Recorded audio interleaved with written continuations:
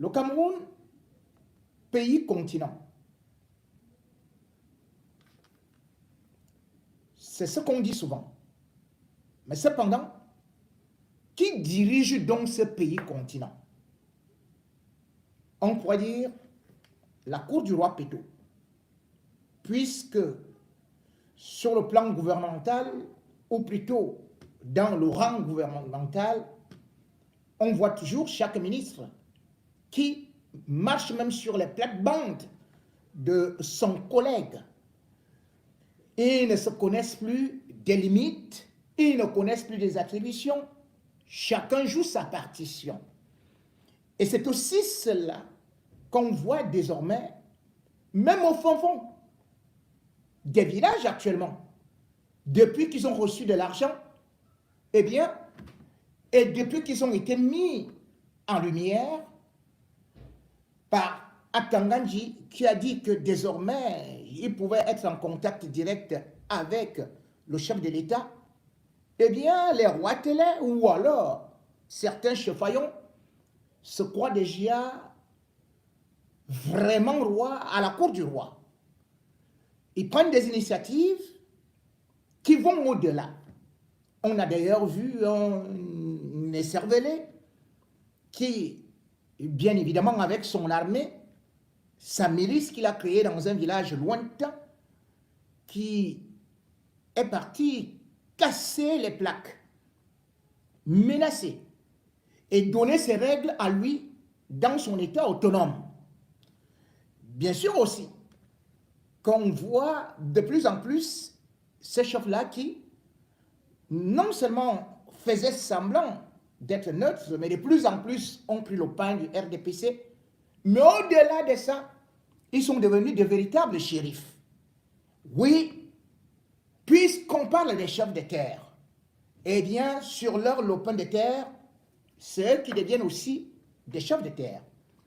C'est ainsi que même dans votre maison, désormais, un chef peut venir vous dire « Donnez-moi votre épouse ».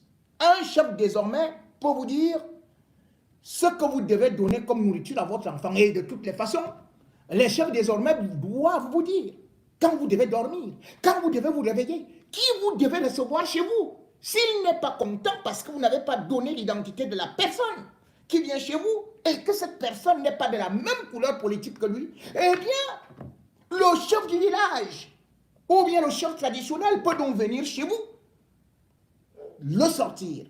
Et de surcroît, ils ont déjà aussi les décrets puisqu'ils ont les cachets.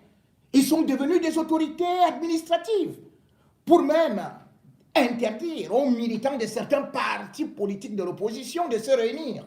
Même pour une petite cérémonie traditionnelle, même pour les funérailles, même pour des amis, il faut demander l'autorisation au chef. Sinon, eh bien, vous êtes classé et ils vous seront communiqués. C'est l'un des communiqués que nous avons d'ailleurs et que nous ouvrons rapidement notre boîte magique, notre boîte noire avec, parce que ça nous vient d'un chef supérieur. Oui, vous ne rêvez pas. Avec le cachet, qui interdit une manifestation à Albert Zongan, qui est du MRC. Mais cette manifestation, c'est plutôt dans son village. Région de l'Ouest, département des Hauts-Plateaux. Je n'ai même pas parlé, j'ai parlé de manifestations, ce n'en est pas une. Vous allez suivre. Chefferie supérieure du groupement Bawang. Bawang, le 14 février 2025, jour de la fête des amoureux, le chef qui a beaucoup de femmes a préféré aller s'occuper des couples d'ailleurs et des gens qui devraient venir pour venir festoyer. Peut-être que, selon certaines informations, il voudrait même enlever la femme d'Albert Zongan. Enfin, il va sortir bientôt en communiqué. Objet, interdiction de manifestation. Chers frères, sœurs, j'ai l'honneur de vous informer que depuis plusieurs années, M. Zongan Albert fait des attaques répétées contre ma personne, les notables et les élites. Ces attaques se manifestent par ces multiples plaintes contre nous devant les tribunaux de Bafoussam et de Douala. C'est pourquoi Les sanctions suivantes avaient été prises contre M. Zongan Albert. Suspension des cours des sociétés secrètes, les chefferies Bawang. Interdiction d'organisation de toute manifestation dans sa concession à Bawang. C'est dans le même esprit de s'attaquer à ma personne, de défier les institutions de la chefferie Bawang qui s'est invité et participé de force à la danse du festival Nkeng que nous avons organisé le 25 janvier 2025 à Bawang. Dans le même élan, il organise le 23 février 2025 la cérémonie d'inauguration de son coq entrée traditionnel et son chant, ça s'écrit S-C-H-A-N-G, entre parenthèses, case de notable, à son domicile à Bawang. Aussi, il organise le dimanche 2 mars 2025 la sortie d'un Nkeng sur la plage du marché de son nien. Mais, considérant tout ce qui précède, moi, chef de terre, chef de village, après Dieu, pour mon rêve sur terre, il est interdit à M.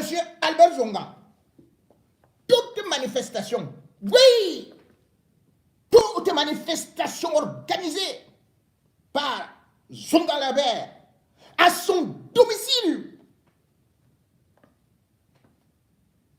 le 23 février 2025 et le 2 mars 2025. Je répète bien, à son domicile. Comment ça? Toute personne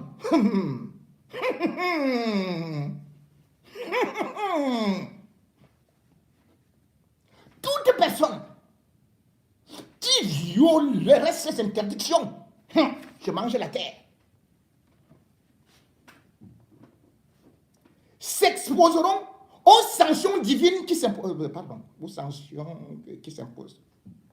Je compte sur votre bonne compréhension, sinon, ampliation.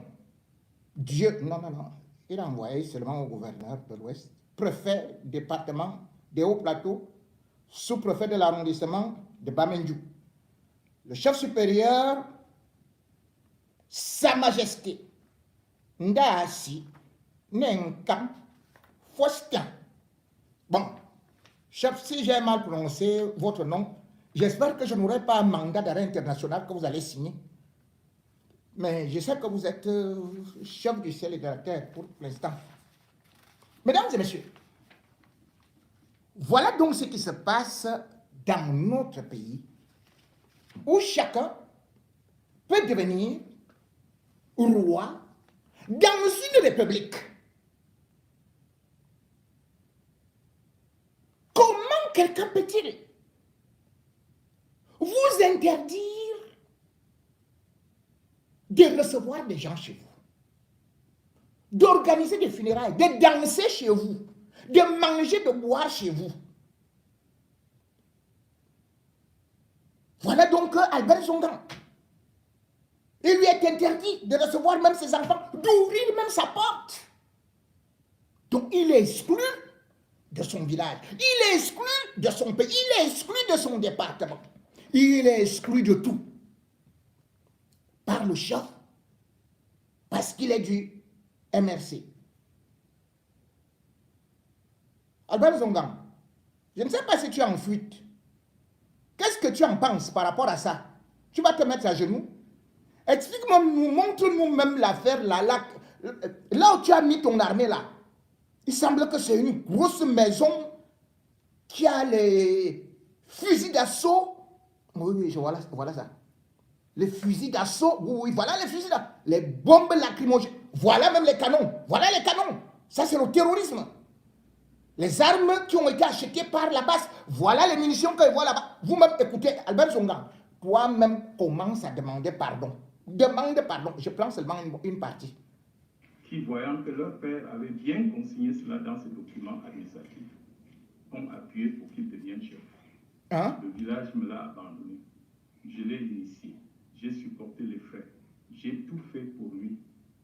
Et maintenant, qu'il pense que, ne lui ayant pas laissé s'approprier un bien à titre personnel, je deviens son premier ennemi. Je voudrais ici dire mon attachement à la tradition que j'ai accepté de servir étant neuf notable, c'est-à-dire portant en moi et dans mon ventre des trucs pour défendre le village et non pour détruire le village. C'est pour ça que je lui suis toujours soumis publiquement. Je suis étonné qu'ils disent que je me suis émissé à la danse de quai. Alors qu'on l'a préparé ensemble, il était assis à 3 mètres de moi. Tous les autres 9 notables sont sidérés parce qu'un chef ne ment pas.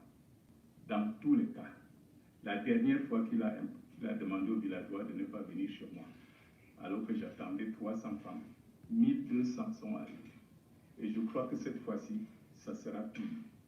Je voudrais tout simplement rappeler au Bawa que si on continue à laisser ce chef croire qu'il a le droit sur tout, y compris de se substituer aux juges et aux lois, il finira par vous demander de lui demander la permission avant de dormir sur vos lits. Mes chers frères, faisons développer notre village. Je n'ai jamais mêlé la politique aux choses traditionnelles. Et vous savez tous que quand j'étais même encore au RDPC, ce village a été le plus rebelle et voté toujours contre le RDPC.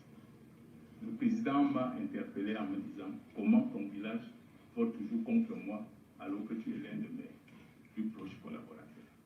J'ai dit « Monsieur le Président, ils disent qu'ils n'ont rien. » C'est à cause de cela que le président a exceptionnellement fait électrifier et envoyer l'eau dans ce village. Donc je n'ai jamais confondu mes relations fraternelles, traditionnelles avec la politique. Et la cérémonie que je m'en vais, que je prépare pour donner à manger au village et donner un peu d'huile aux femmes, rentre dans le simple cadre traditionnel et il n'y aura aucun mouvement pouvant faire croire qu'il s'agit d'une affaire politique. Je voudrais donc demander aux autorités administratives de rappeler ce chef à l'heure. Alors, je crois qu'il se trompe d'époque. Et je ne voudrais pas voir mon chef tourner au ridicule comme on est en train de le faire dans les réseaux. Il demeure quand même mon enfant. Je ne suis pas un cochon pour bouffer l'enfant que moi-même j'ai mis au monde. Je vous invite tous à venir participer à cette fête de bénédiction. Je vous invite tous du village Bawan ou des environs de venir pour qu'ensemble nous faisions revivre cette passion de la culture.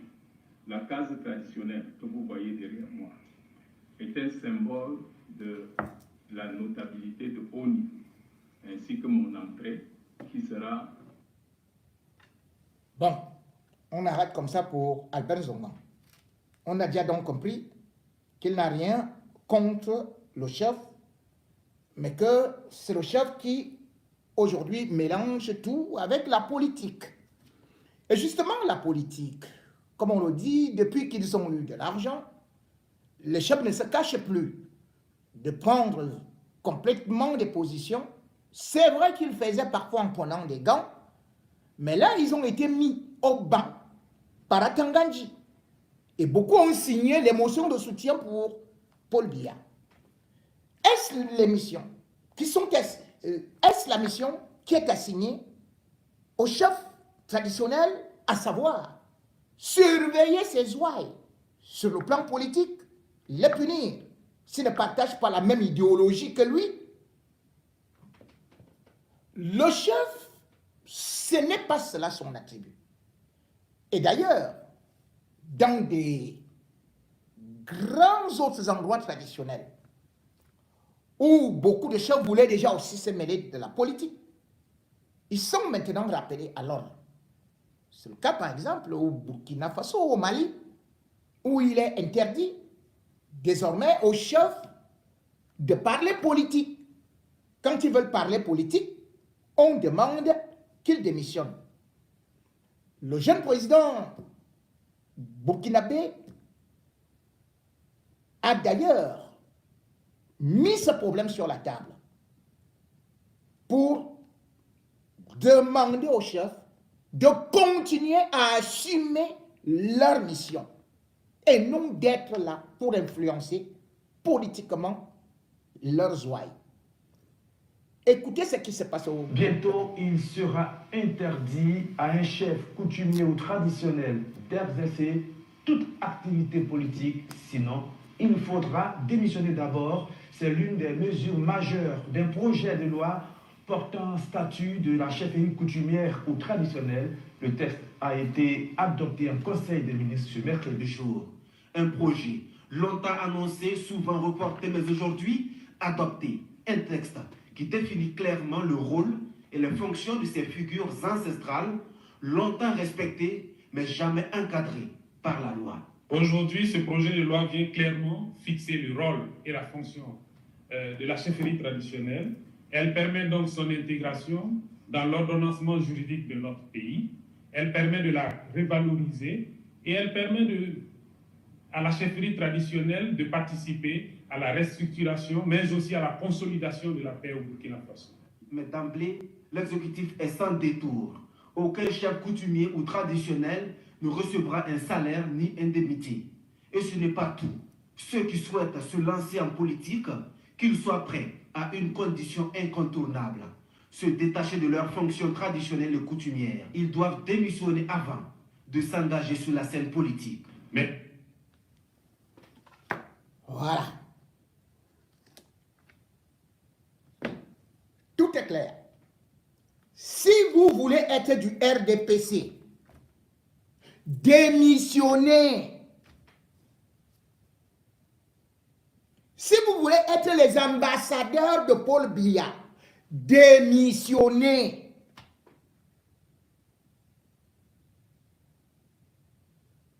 Comment un chef peut d'ailleurs accepter de prendre les 50 000, les 200 000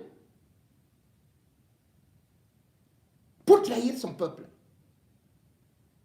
Ce peuple qui souffre pourtant. Comment peut-on voir des chefs de l'extrême nord arriver à Yaoundé en empruntant des routes serpentées, accidentées, et ne pas soumettre justement donc au nouveau ministre fait tout les difficultés que rencontre leur population? Non, ils préfèrent plutôt féliciter le gouvernement en disant allez de l'avant. C'est extraordinaire ce qui arrive dans notre pays. C'est extraordinaire pourquoi? Parce que justement, ceux qui sont appelés à être justement les gardiens du temple, les gardiens de la tradition, aujourd'hui ont perdu leur pouvoir. Et de plus en plus, ils ne se font plus écouter. Ils ne parviennent plus à tenir leur population. Résultat, aux conséquences, on voit le Cameroun en ébullition où ni les chefs des terres, les chefs des villages, ni les sous-préfets, ni les préfets, ou même les gouverneurs ne parviennent plus. On vous avait dit qu'il arrivera un temps où ce peuple va se révolter. Et c'est ce qui se passe actuellement. À l'extrême nord, vous avez constaté que subitement un samedi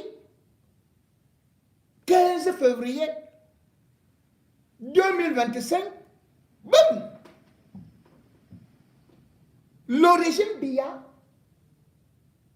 se lance directement, veuillez m'excuser, se lance directement dans ce qu'on peut appeler la conquête de l'extrême nord.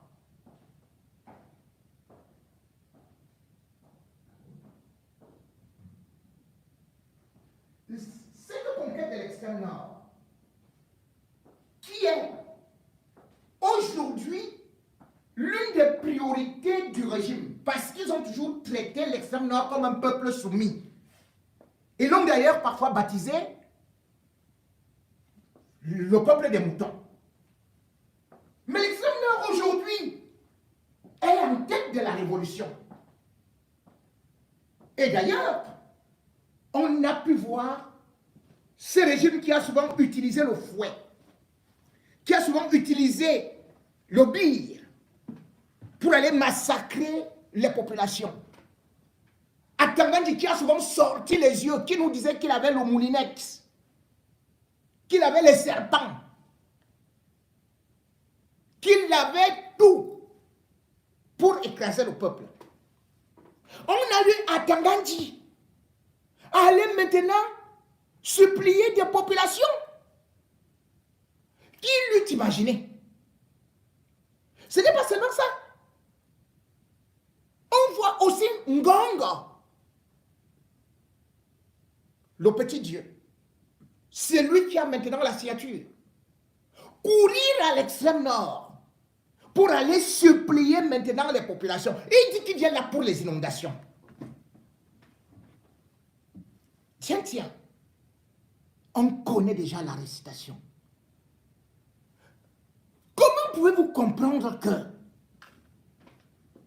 les inondations ont eu lieu à l'extrême nord le 19 septembre? Veuillez m'excuser.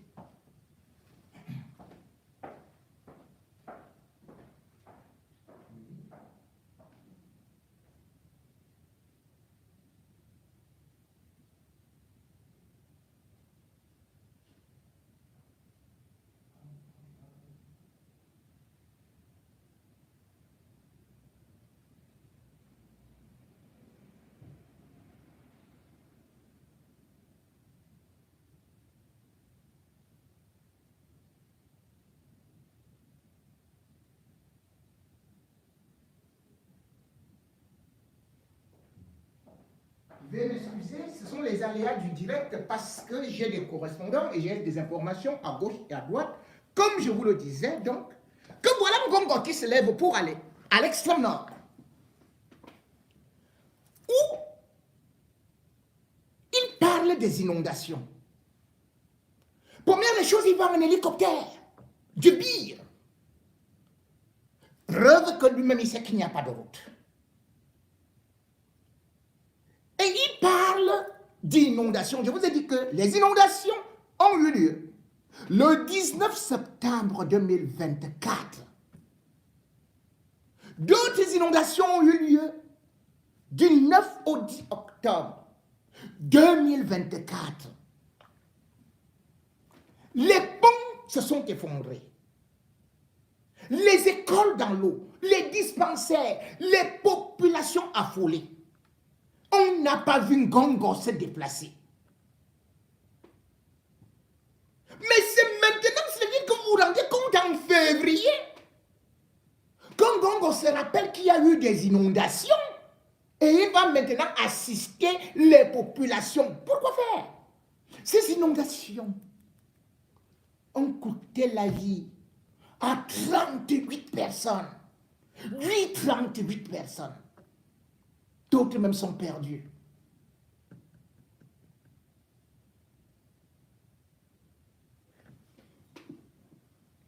Ces inondations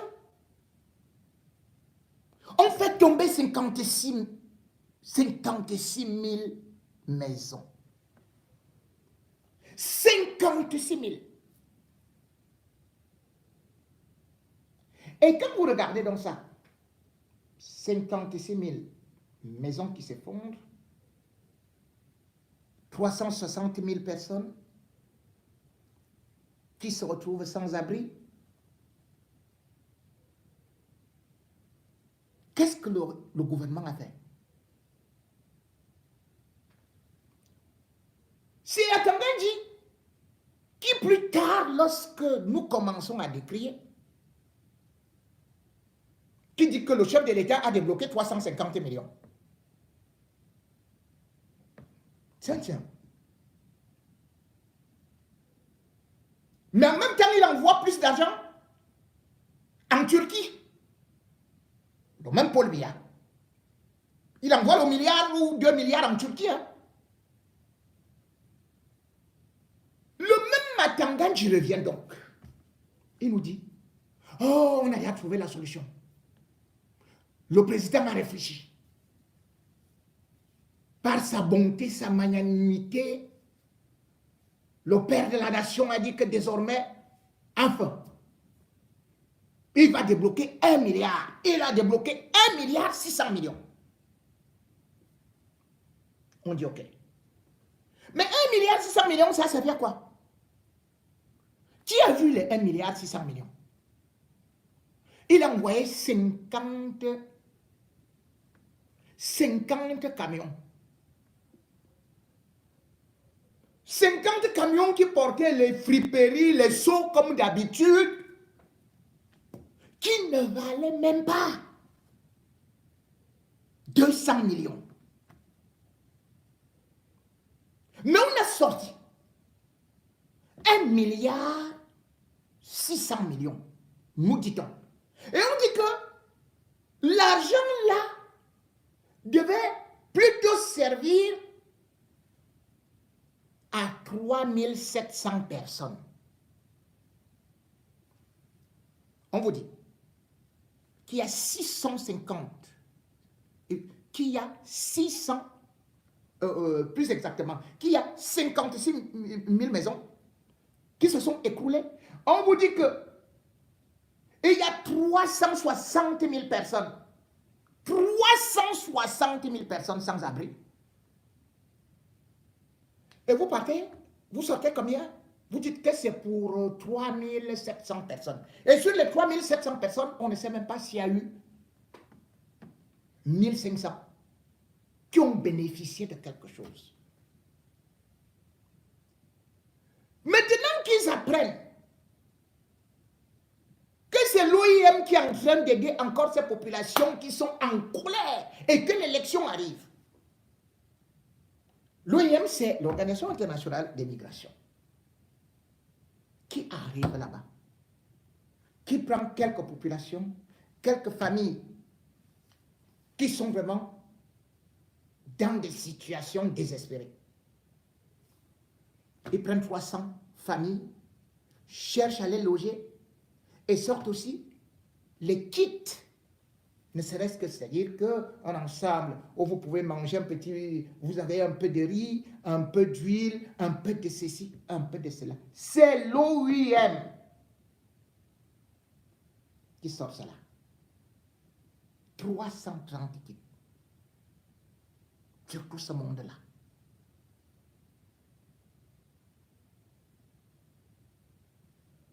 Vous vous levez donc pour subitement dire que c'est maintenant que non, on va résoudre tous les problèmes. Mesdames et messieurs, c'est aujourd'hui qu'on découvre les inondations dans l'extrême nord. Paul Biya n'était-il pas là-bas en 2012? N'est-ce pas qu'il y avait les inondations en 2012? Avec des morts pêle-mêle, jusqu'à 12 000 animaux qui avaient été, qui ont trouvé la mort. Qu'est-ce que Paul Biya avait promis aux populations de l'extrême nord? Mais il allait construire justement ce qu'il appelait, comment ils appelaient ça, une digue longue de 300 km, 300, même pas 300 km, c'était 330 km entre Gogo et Kousseri. Nous sommes en 2025. Où est cette digue?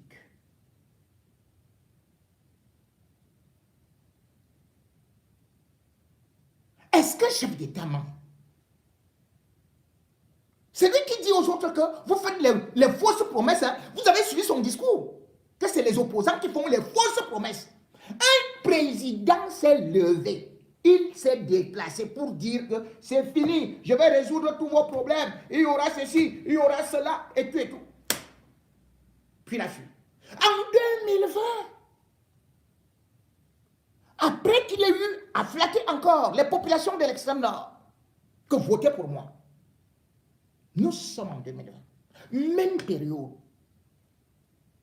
Il y a eu combien de morts? 64 morts suite aux inondations. 160 000 personnes sans abri. Qu'est-ce que Paul Biya a dit? Puisque l'élection était déjà finie, rien à voir. 2022, bis repetita. Il y a eu 40 000 déplacés pour chercher où aller s'abriter. Où aller s'abriter.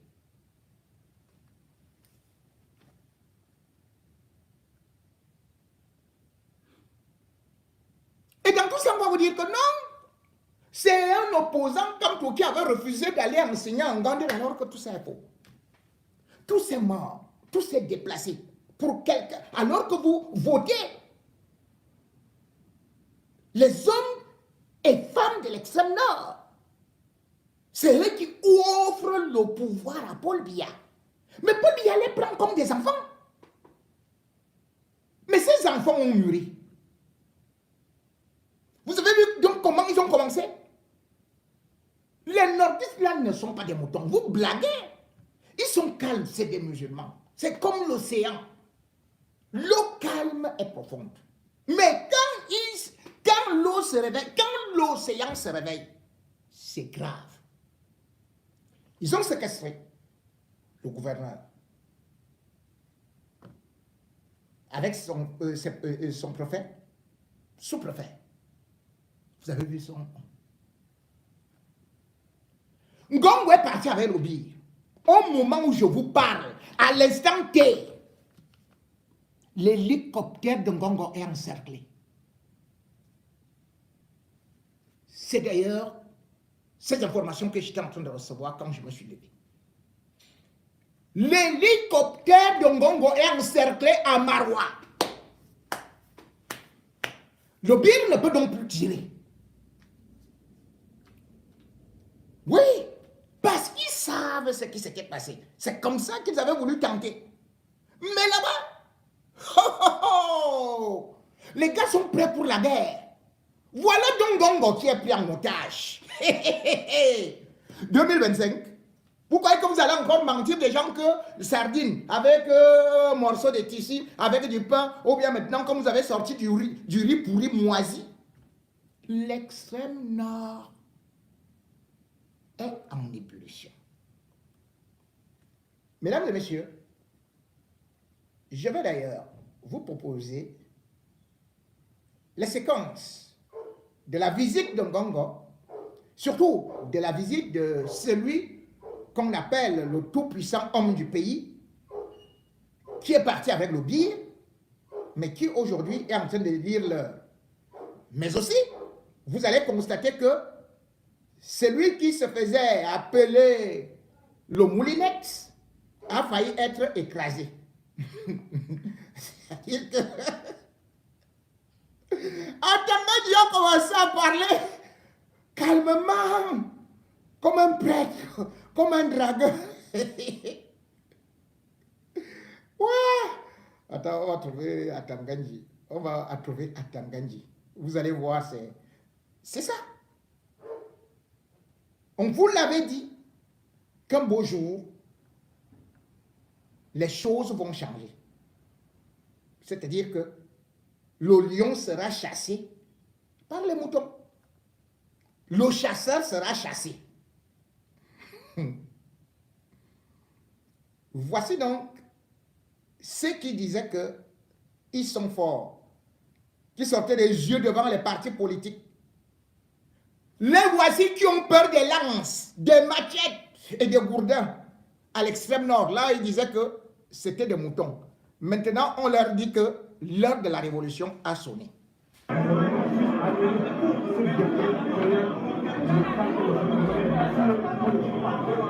On ne quitte pas. C'est une mesure à notre place. Franchement, on ne quitte pas. Quand il n'y a pas la chose, quand le président ne dit pas qu'on va annuler, on ne quitte pas. Si quelqu'un vient, il vient.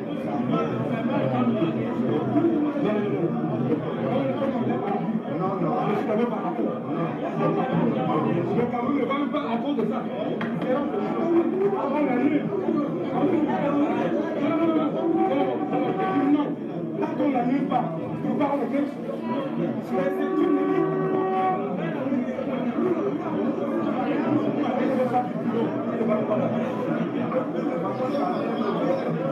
C'est le chef de guerre qui multiplie comme ça. Hey! Non, les tout pourris, vous êtes forts.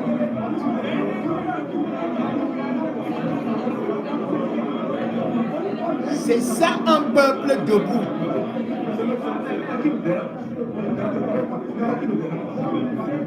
C'est pas le tchon que nous on fait ici là. Dites encore qu'ils sont des moutons.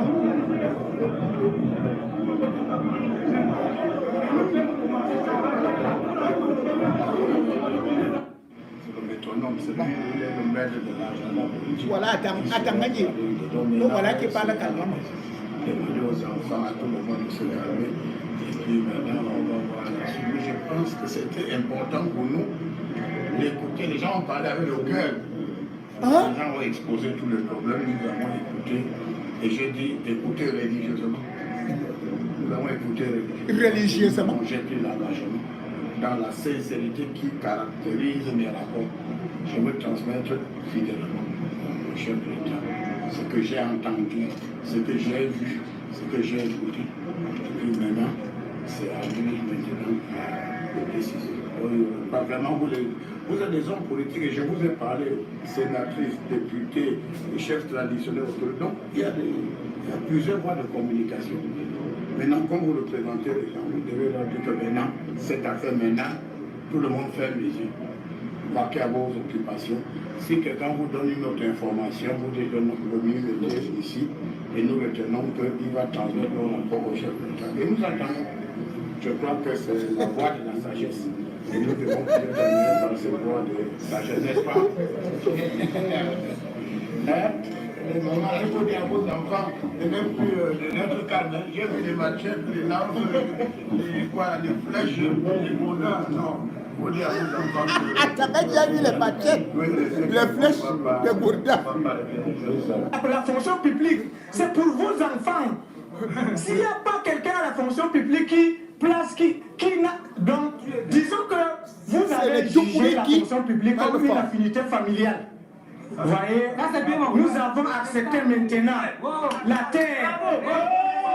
Et maintenant, nous nous jugeons étant de mauvais emplacements. On parle encore où? Amenez-nous alors maintenant les avions, peut-être les autres pays qui peuvent vraiment nous prendre en charge. Nous accueillir comme étant aussi des Africains. S'il y a des engins ou bien des véhicules qui peuvent venir pour nous prendre, actuellement on peut vous laisser le pays là. Le Grand Nord dit non à la candidature de M. Paul Biya aux élections présidentielles 2025. Les musulmans du Cameroun disent non à la candidature de M. Paul Biya aux élections présidentielles 2025. Monsieur le Président, si certains de nos chefs traditionnels et leaders religieux vous ont rassuré que les nordistes et les musulmans du Cameroun sont pour votre candidature. Sachez que cela est faux, Monsieur le Président. Je viens ici pour vous dire la vérité. Ça fait 42 ans que vous êtes à la tête de notre pays. Vous avez essayé de changer la vie des Camerounais. Monsieur le Président, aujourd'hui vous avez 92 ans. Vous avez droit à la retraite. Allez-y. Allez-y vous reposer. Profitez de vos proches. Monsieur le Président, le Grand Nord souffre. Les Camerounais souffrent. Du nord au sud, de l'est à l'ouest. Monsieur le Président, nous manquons d'eau. Nous n'avons pas accès à l'éducation, à la santé, pas d'électricité, pas de route. Monsieur le Président, le mal est profond. Nous sommes en colère.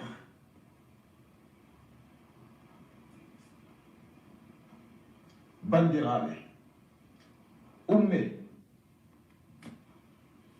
Bandirabe, Sukabe, Ummen Darinen lesdimen, min umma min dara min jaha min escriva, min gosa carteji meɗen, min gara min vota opposition, nga ardiɓe men, mawɓe men, ɓe gi'ata bone men, ɓe gi'ata komin hontiri, hande reedu maɓɓe tan ɓe andi, ɓe gosa ɓe ñaama ɓe tekka, minen bo min jooɗi nder bone, min ngala ndiyam, min ngala hiite, min ngala laabi, min ngala jangirde, ko min mari fus min ngala. Ummen darinen ko'e men, darinen ɓiɓɓe men. Hande ɗo haani ɓe faama. Hande duniya sandi. Hande min andi ko duniya hontiri. Hande ɗo min umma min darina ko'e men. Kamɓe ɓe ngara ɓe ngokka men boro 5, boro 10. Ceux qui peuvent traduire, faites-le en bas là, des commentaires. Min ngara min jooɗo e min woka duniya man saati. Kay sukaɓe ummen daren en jaha en vota opposition. Barke Allah. Mesdames et messieurs, c'est un régime qui nous avait habitués à la terreur. Et vous avez vu, le fait de toujours plier les Chines a fait qu'ils augmentent le volume. Mais aujourd'hui, puisque c'est le peuple qui augmente le volume, vous voyez comment est-ce que Atangandji a baissé le volume. Oui, parce qu'ils ont cru qu'ils allaient écraser la révolution partout au Cameroun par la terreur. Ils ont tenté ça, ils ont fait ça au Nozo. Ils ont sorti le bir. Ils ont sorti les yeux et tout, et puis ils nous ont dit que ça allait finir au bout de 24 heures, 48 heures. Mais aujourd'hui, depuis 2017, voire 2016, alors que c'était tout simplement les avocats qui demandaient d'être écoutés, ils ont refusé d'écouter. Maintenant, Atangandji nous dit qu'il veut écouter. Il veut écouter quoi? Parce qu'il y a l'élection présidentielle et parce qu'ils savent qu'ils sont incapables d'aller allumer l'incendie justement là où ils veulent qu'ils soient toujours, qu'ils aillent faire le bourrage des urnes. Aujourd'hui, le régime Biya, 42 ans, a montré son incapacité et surtout sa fébrilité. Je vous ai dit qu'au moment où je suis en train de vous parler, l'hélicoptère de Ngongo est encerclé par les populations à Maroua. Le bir n'a pas tiré. Le bir est en train de trembler. Ils ont déjà appelé ceci les renforts et tout. Ngongo est en train de transpirer. Maintenant, il comprend que le pays qu'il voulait prendre là, avec les autres là, par le gré à gré, en utilisant Paul Biya, que ça ne pourra pas marcher. Parce que le peuple a longtemps souffert de la terreur. Et cette terreur aujourd'hui n'a plus d'effet. Parce que le peuple a mûri. Et surtout l'extrême nord ne peut plus accepter vivre dans le sous-développement. Être totalement exsangue. Et juste là où on utilise les chefs, vous entendez comment ils parlent à Tangandji? Dites à vos enfants de se calmer, de ne plus prendre les lances. Dites, oui, j'ai vraiment, on va dialoguer. Dites-leur de rentrer et je vais transmettre au chef de l'État. Mais le chef de l'État était là en 2012. Mais qu'a-t-il fait? Si le chef d'État a vu lui-même et il avait encore des pieds pour marcher, c'est maintenant qu'il ne marche pas qu'il va réussir à résoudre les problèmes de l'extrême nord la pauvreté, le manque d'école. On voit des gens s'asseoir sur des mottes de terre, le Boko Haram qui ne parvient pas à mettre de la sécurité. Je ne suis pas sûr que ce régime-là, contrairement à ce qu'on a pu penser pendant très longtemps, ait été plus violent que le régime actuel. Pourquoi? Parce que si on regarde le nombre,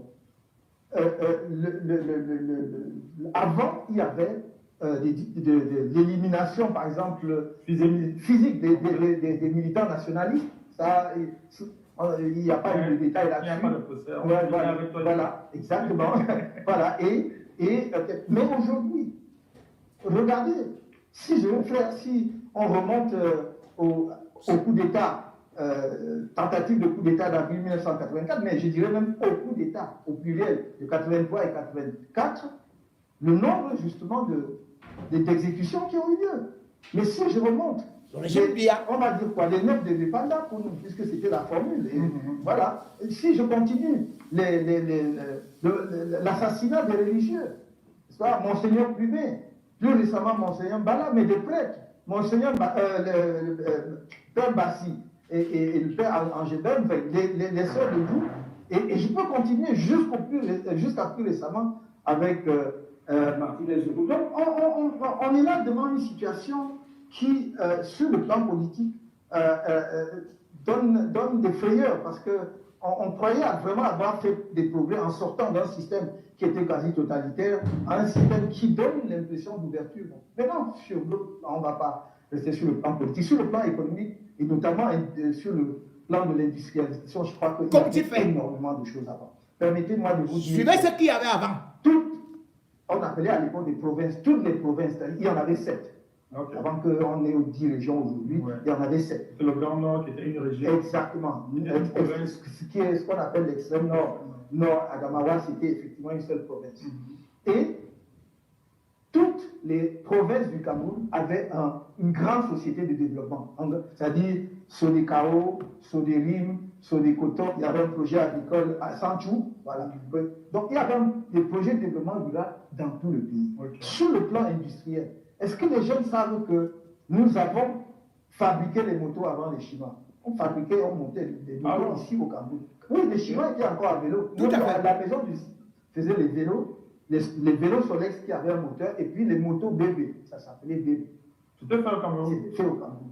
Est-ce que vous savez que les carreaux ici au Cameroun, avec Sericam? Est-ce que vous savez que nous étions l'un des rares pays en Afrique subsaharienne à faire de l'électronique, avec Équatorial Électronique? L'usine était sur le boulevard qui passe devant l'hôtel Aqua, sur la droite, comme ça. Vous comprenez? Et je peux continuer. Donc, il y avait vraiment, et ce n'est pas pour rien que nous étions donc justement un pays à revenu intermédiaire dans la tranche supérieure, parce qu'on avait une base industrielle solide. Sur le plan des transports, aujourd'hui, les jeunes, pour ceux qui tentent l'aventure de l'immigration, c'est quand ils arrivent à l'étranger qu'ils savent comment on prend un bus pour marcher dans la ville. Non, au Cameroun, il y avait les bus comme en Europe, comme en Occident, où on compostait le pied. Tu as connu la SOTU quand même. Voilà, la SOTU. Ça fait que je suis plus très jeune. et moi qui habitais Essos, quand j'étais étudiant, moi je montais à l'avenue Germaine, je prenais mon bus, je compostais et ça me déposait devant l'université de Yaoundé, qui était l'université unique à cette époque. La Cameroun Airlines, fleuron de l'aviation africaine. Il fallait avoir le courage, à ce moment-là, en 1973, 71, 73, de quitter Air Afrique et de dire je construis une compagnie aérienne nationale. Nous l'avons fait. C'est-à-dire notre pays l'a fait. C'était une fierté pour toute l'Afrique. Tout le monde se disait on va se casser le nez. D'abord, depuis quand est-ce que les nègres ou les noirs savent piloter les avions et tout? Nous l'avons fait. Je me souviens, j'étais lycéen ou étudiant, quand on pose le premier avion Cameroun Airlines sur le tarmac de l'aéroport de Douala, c'était un 707, piloté par le commandant Angoulou. Et Amadou Aïdjo était l'attendait au pied de la passerelle et la saluait. Et nous, on était aux anges, on était dans l'extase. Je dois vous dire, Valérie Ndongo, je n'ai jamais su de quelle région était le commandant Angoulou, et ça ne m'intéresse pas. Je savais que c'était un Camerounais et qu'il faisait notre fier. Ok, merci. Merci Maurice Kamto. Alors on va continuer. Bon. La prochaine rubrique s'appelle c'est bon. Art et culture. Ouais. 237. C'est-à-dire là, on est dans mon quartier. C'est bon. Vous comprenez donc que ce régime n'a développé qu'une seule chose, la terreur. Et a détruit tout ce qu'il y avait avant. Et cette terreur a été beaucoup exercée dans le Grand Nord. Non seulement on l'a fait éclater, puis on a organisé la purge, puis on a pris des leaders qu'on a corrompus, qui prétendaient être des opposants et qui sont allés à la mangeoire. Et du coup, c'est eux qui organisent la fraude. Et les populations sont dans l'abandon. D'où donc cette révolution aujourd'hui, parce qu'il y a aujourd'hui des outils de communication. Parce qu'il y a aujourd'hui des réseaux sociaux, il n'y a plus la CRTV qui ment aux nordistes.